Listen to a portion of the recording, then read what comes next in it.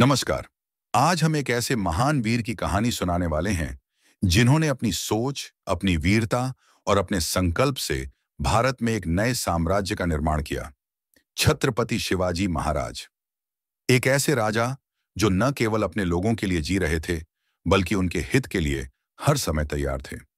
तो चलिए उनके जीवन की कहानी को शुरू से समझते हैं। शिवाजी महाराज का जन्म 19 फरवरी 1630 को शिवनेरी किले में हुआ था। उनके पिता शाहजी भोंसले एक सक्षम और साहसी सेनापति थे, और उनकी मां जीजाबाई, जो न केवल एक धार्मिक और शिक्षित महिला थीं, बल्कि एक ऐसी महान व्यक्तित्व भी थीं जिन्होंने अपने बेटे में वीरता और नैतिकता का संचार किया। जीजाबाई ने अपने पुत्र को रामायण, महाभारत और भगवत गीता की कहानियां सुनाकर उन्हें आदर्शों का पालन करने के लिए प्रेरित किया। वे हमेशा अपनी मां से वीरता और न्याय की शिक्षा लेते थे, और यहीं से उनके जीवन का उद्देश्य और लक्ष्य स्पष्ट होने लगा। साथ ही उनके गुरु समर्थ रामदास जी ने उन्हें देशभक्ति और सामाजिक कार्यों के लिए प्रेरित किया, जो उनके जीवन की दिशा तय करने में मददगार साबित हुआ। शिवाजी महाराज के मन में हमेशा एक सपना था, एक ऐसा राज्य जो स्वतंत्र हो और जिसमें लोग अपने धर्म और अधिकारों के लिए लड़ सकें। युवावस्था में ही उन्होंने इस सपने के लिए संघर्ष शुरू कर दिया था। सबसे पहले उन्होंने अपने नजदीकी क्षेत्रों में छोटे किलों जैसे तोरणा किला, रायरेश्वर आदि को जीतना शुरू किया। फिर उन्होंने कोंडाना किले, जो बाद में सिंहगढ़ के नाम से प्रसिद्ध हुआ, पर विजय प्राप्त की।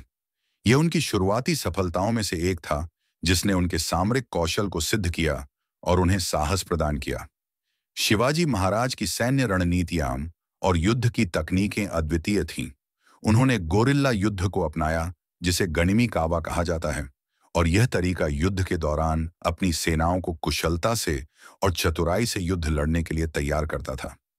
इस युद्ध पद्धति में सैनिकों को यह सिखाया गया कि वे छोटी-मोटी तंग जगहों पर, जंगलों में, रात के अंधेरे में और दुश्मन के कैंप में घुसकर हमला कर सकते हैं। अफजल खान जैसे दुर्जय शत्रु को हराना इस रणनीति की सफलता का सबसे बड़ा प्रमाण था। उन्होंने अफजल खान का सामना करते हुए अपनी चतुराई और साहस से उसे हराया और मराठा राज्य के सम्मान को सुरक्षित रखा। इसके बाद उन्होंने बीजापुर के खिलाफ संघर्ष जारी रखा, जिसमें उनके नेतृत्व में कई महत्वपूर्ण युद्ध हुए। शिवाजी महाराज ने सूरत पर 1664 में आक्रमण किया। सूरत, जो उस समय मुगलों के नियंत्रण में था, एक महत्वपूर्ण व्यापारिक केंद्र था। इस आक्रमण के बाद मुगलों को यह एहसास हुआ कि शिवाजी का साम्राज्य अब इतनी शक्ति प्राप्त कर चुका था कि वह उनकी सामरिक योजनाओं को चुनौती दे सकता था। शिवाजी के इस कदम से यह संदेश गया कि उनके राज्य पर किसी भी तरह का हमला अब अस्वीकार्य होगा, और उन्होंने यह सिद्ध कर दिया कि वे एक महाशक्तिशाली सेनापति हैं। फिर 1665 में शिवाजी महाराज ने औरंगजेब के सेनापति जयसिंह के साथ संघर्ष किया, जिससे पुरंदर संधि हुई। इस संधि के अंतर्गत शिवाजी को अपने कुछ किलों को मुगलों को सौंपना पड़ा, लेकिन ये एक अस्थायी समझौता था, क्योंकि उन्होंने बाद में मुगलों के खिलाफ विद्रोह करके अपनी स्वतंत्रता को बनाए रखा। शिवाजी महाराज की एक और महत्वपूर्ण जीत प्रतापगढ़ के युद्ध में हुई, जिसमें उन्होंने अफजल खान के नेतृत्व वाली बीजापुरी सेना को हराकर अपनी युद्ध कौशल और चातुर्य का परिचय दिया। इसके बाद 1670 में उन्होंने फिर से सूरत पर आक्रमण किया और मुगल साम्राज्य को एक बार फिर चुनौती दी। इसी बीच उन्होंने कई किलों पर कब्जा कर अपने राज्य की सीमाओं का विस्तार किया। 1674 में शिवाजी महाराज का राज्याभिषेक रायगढ़ किले में हुआ, जहां उन्हें औपचारिक रूप से छत्रपति का खिताब दिया गया।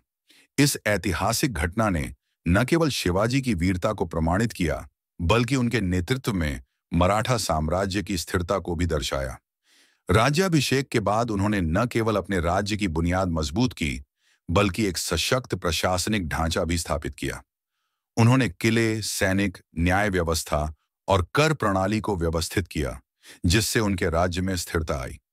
यह समय उनके जीवन में एक मील का पत्थर था, क्योंकि यह उनके स्वराज के लिए संघर्ष की परिणति था। 3 अप्रैल 1680 को छत्रपति शिवाजी की मृत्यु हो गई। उनके अंतिम दिन रायगढ़ में बिताए गए, जो उनकी राजधानी और मजबूत किला था। शिवाजी महाराज के निधन का कारण आज तक स्पष्ट नहीं हो पाया है, लेकिन कई ऐतिहासिक अध्ययन और लेखन ये बताते हैं कि उनकी मृत्यु किसी बीमारी के कारण हुई थी। कुछ इतिहासकार मानते हैं कि उन्हें बुखार और पेट की बीमारी ने कमजोर कर दिया था। शिवाजी महाराज का अंतिम संस्कार रायगढ़ पर ही किया गया और उनके पुत्र संभाजी महाराज ने उनका विरासत संभाला। शिवाजी महाराज की वीरता और राजनीतिक कौशल भारत के इतिहास में सदा स्मरणीय है और उनकी कहानी नए युवाओं के लिए एक प्रेरणा स्रोत बनी हुई है। शिवाजी महाराज ने अपनी राजनीति और शासन में समाज के हर वर्ग का सम्मान किया। वे न केवल एक सशक्त सैन्य नेता थे, बल्कि एक संवेदनशील राजा भी थे। उन्होंने अपने राज्य में धार्मिक सद्भावना बनाए रखी और अपने मुस्लिम नागरिकों के साथ भी सम्मानपूर्वक व्यवहार किया। उनके शासन में दोनों धर्मों के लोग स्वतंत्र थे और किसी भी प्रकार का भेदभाव नहीं था। उनके द्वारा स्थापित सामाजिक नीतियां और धार्मिक दृष्टिकोण आज भी हमारे लिए एक आदर्श के रूप में मौजूद हैं। साथ ही उन्होंने अपनी मातृभूमि के लिए हमेशा अपने प्राणों की आहुति देने का संकल्प लिया और यही कारण है कि वे हमेशा भारतवासियों के दिलों में जीवित रहेंगे।